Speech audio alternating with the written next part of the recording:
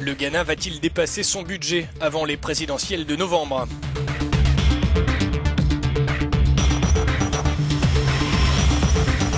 Au Cameroun, le géant français Engie renonce à construire la première usine de gaz naturel liquéfié d'Afrique.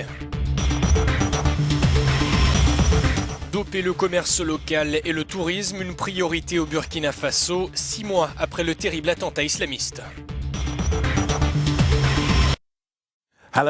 Bonjour et bienvenue dans Business Africa, je suis Tokunbo Salako. En 2012, John Dramani Mahama devenait président du Ghana après la mort de John Atta Mills. La même année, il remportait l'élection présidentielle au terme d'une campagne marquée par l'explosion des dépenses dues à la hausse salariale des fonctionnaires. Les élections présidentielles de novembre approchent et l'austérité est le maître mot.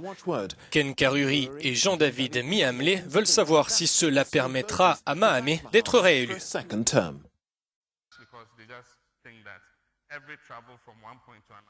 Au Ghana, la prochaine présidentielle occupe déjà les débats, mais il est encore trop tôt pour esquisser les chances de réélection du président John Mahama.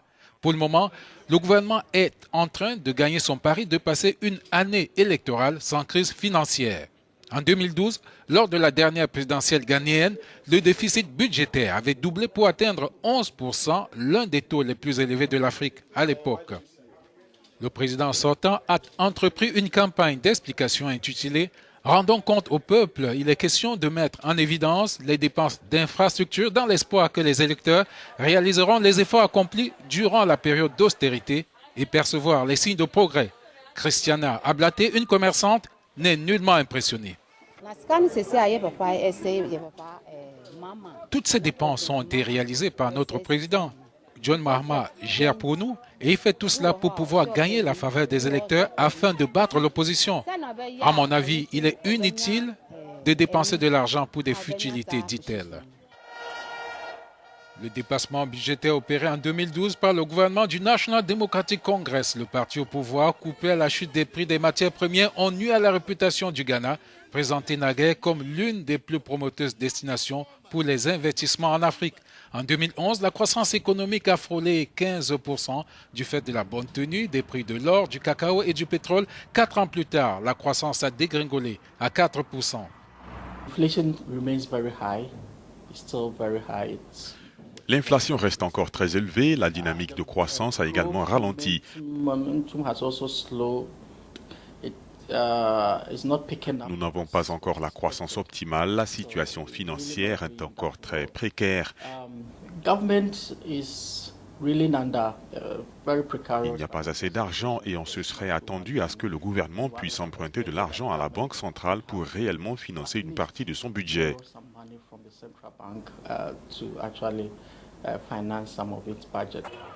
Pour des analystes, la fréquence des coupures couplée à la hausse du prix de l'électricité risque de peser sur la présidentielle ghanéenne de cette année.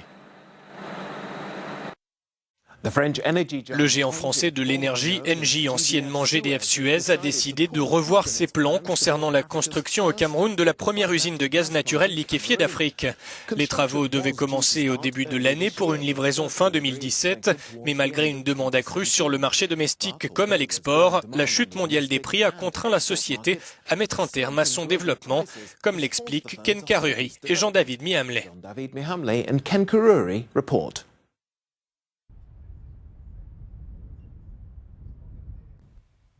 Les Camerounais devront encore attendre pour voir se réaliser près de la cité balnéaire de Kribi au large de l'océan Atlantique l'unité flottante de liquéfaction de gaz.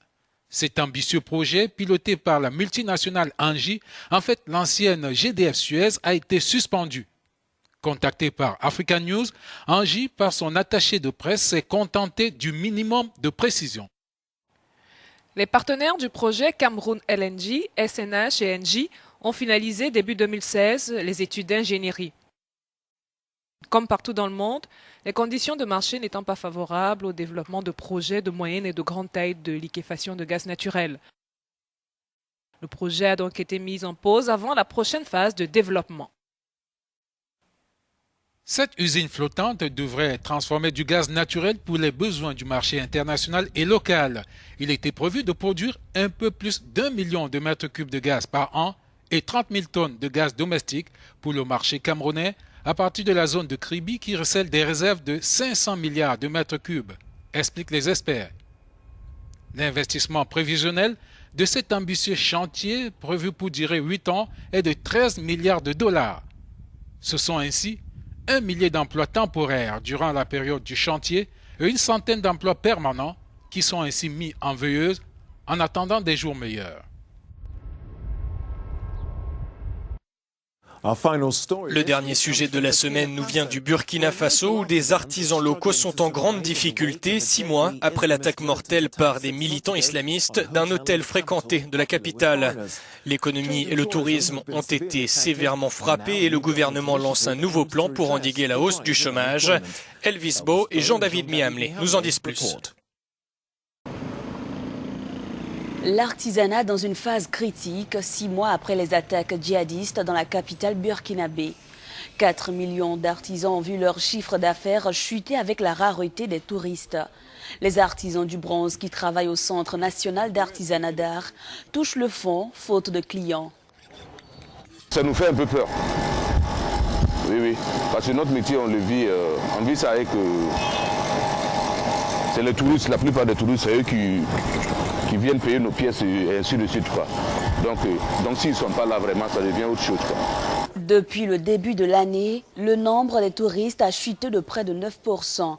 Pour des œuvres qui n'attirent que des étrangers, quelques artisans ont exprimé leur envie d'abandonner le métier. On sait que cette année, ça ne va pas trop comme l'année passée parce qu'on voit que le travail même, on n'arrive plus à travailler comme l'année dernière qu'on a travaillé. Parce que si tu faisais plus de 100 pièces, l'année passée, aujourd'hui tu fais 50 ou 60 pièces, tu vois que c'est reculé. Pour redonner un second souffle à ces œuvres, les autorités burkinabées ont signé des partenariats avec des artisans. Une fois les œuvres seront recueillies, elles serviront à décorer les bâtiments administratifs. On a pu acquérir 180 œuvres dans 3 disciplines, qui sont la sculpture, la peinture et puis les batiks. Donc ces œuvres seront réparties entre les institutions du pays, comme la présidence, comme l'Assemblée nationale, comme la primature. Et on prévoit aussi de décorer les représentations diplomatiques du Burkina Faso à l'extérieur. En plus du marché de l'art, celui de l'hôtellerie a également connu une dégringolade. En 3 mois, les attentats ont fait perdre 1,3 million d'euros aux établissements de Ouagadougou.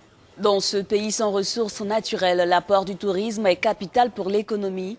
Les artisans comptent sur le retour des touristes pour enfin renouer avec les périodes fastes.